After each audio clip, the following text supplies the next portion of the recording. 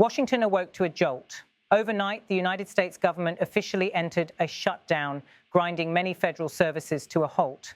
The decision came after a long day of frantic negotiations that stretched into the night, but ultimately collapsed in the Capitol's marbled halls. For the first time in 7 years, the world's largest economy is again experiencing what many Americans have come to call budget paralysis. This shutdown is not merely a symbolic lapse in governance. It has immediate, tangible consequences for the hundreds of thousands of public servants who keep the machinery of government running. The crisis unfolded after lawmakers and President Donald Trump failed to reach an agreement on a stopgap funding bill. At the core of the stalemate were Democratic demands for additional healthcare funding, an issue that has been a lightning rod in American politics for more than a decade. President Trump, appearing before cameras late Tuesday night, placed the blame squarely on his opponents. Democrats have chosen to sabotage the American people's government to push through partisan healthcare schemes, he declared. His words set the tone for a bitter fight that shows no sign of easing. Democratic leaders countered that it was the president and his party who had chosen to weaponize the budget. They argued that the administration had tried to hold vital public services hostage in order to roll back healthcare coverage and weaken social safety nets. The impasse marks another dramatic chapter in Washington's long-running budget battles. The last shutdown, nearly 7 years ago, was the longest in U.S. history, lasting 35 days and leaving lasting scars on the economy, on public trust, and on the morale of civil servants. This time, the stakes are just as high. According to the Congressional Budget Office, as many as 750,000 federal employees could be placed on partial unemployment or forced into furlough without pay. The potential loss of income, estimated at more than $400 million, comes at a time when household budgets are already strained by high living costs. For these workers, many of whom live paycheck to paycheck, the shutdown is not an abstract political quarrel. It is an immediate crisis that could affect their ability to pay rent, buy groceries, and keep their families afloat. Adding to their anxiety is the memory of sweeping public sector layoffs implemented under the Department of Government Efficiency, a program once spearheaded by former presidential advisor Elon Musk. His cost-cutting drive dramatically shrank the workforce in several agencies. Now, with another round of disruptions looming, many fear that temporary furloughs could turn into permanent job losses. Across the country, the ripple effects are spreading quickly. Passport applications have been delayed, national parks have begun to close their gates, scientific research programs face sudden interruptions, and small businesses that depend on federal contracts worry about survival. Even services deemed essential, such as airport security and border operations, will feel the strain as employees continue working without immediate pay. While the government has promised to provide back pay once the shutdown ends, that promise offers little comfort to families now confronted with bills that will not wait. Economists warn that each passing day of paralysis compounds the damage. The Congressional Budget Office and several private research firms estimate that if the shutdown lasts just 2 weeks, it could shave billions off quarterly growth and dampen consumer confidence. Financial markets, while initially steady, have already shown signs of unease, and international investors are watching Washington with growing concern. In many ways, this shutdown reflects a deeper ideological battle. President Trump and his allies frame the dispute as a fight for fiscal discipline and a rejection of what they call unchecked spending on progressive programs. They argue that without limits, America risks drifting toward insolvency and placing an unfair burden on future generations. Democrats, meanwhile, see the conflict as a defense of essential social commitments, particularly healthcare. They accuse the president of using the threat of lost paychecks and shuttered services as a bargaining chip to erode protections that millions of Americans depend upon. The political theater has not been confined to press conferences. Inside the Senate chamber, an effort by Republicans to pass a short-term funding bill, already approved by the House of Representatives, collapsed when Democrats withheld the votes needed for final passage.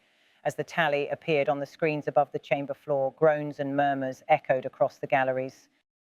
Outside the Capitol, demonstrators gathered, holding signs that read, "Fund healthcare, not gridlock," and "Stop the shutdown."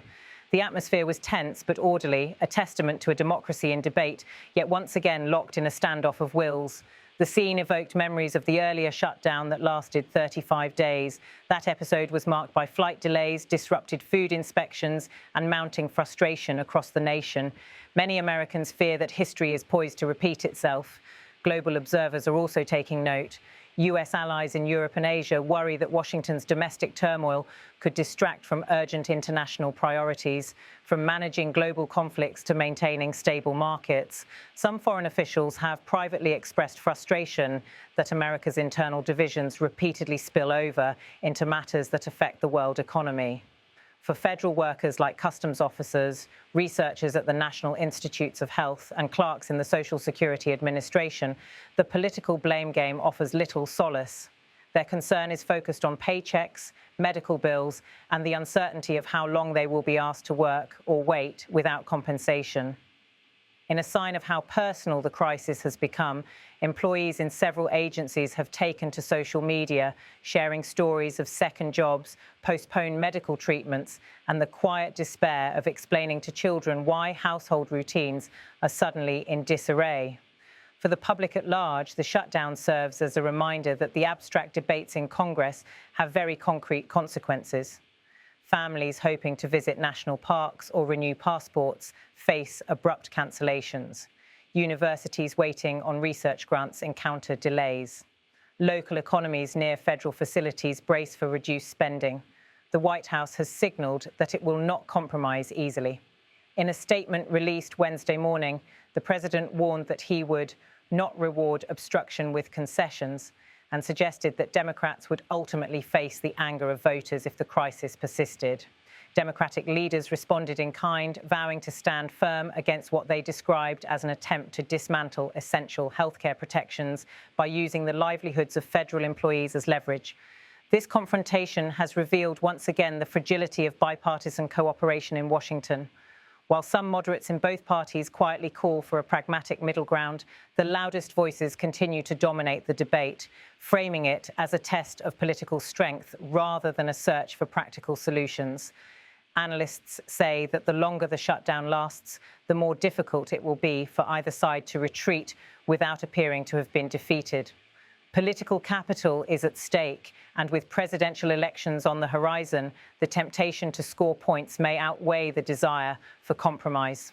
Meanwhile, as the sun sets on the nation's capital, the dome of the Capitol stands illuminated against the night sky, a powerful image of democracy, but also a stark reminder of its current paralysis.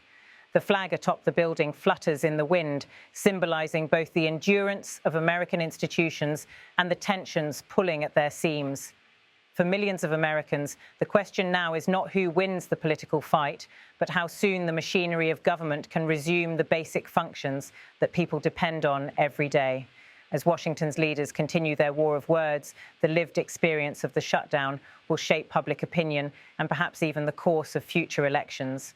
For federal employees, business owners, travelers, and families across the country, the hope is that the impasse will end quickly, before the cost in lost wages, missed opportunities, and shaken confidence grows too high to measure. And so, the United States begins another chapter in its ongoing struggle to reconcile political ideals with practical governance, an episode in which the very capacity of the federal government to function has been called into question by its own elected leaders.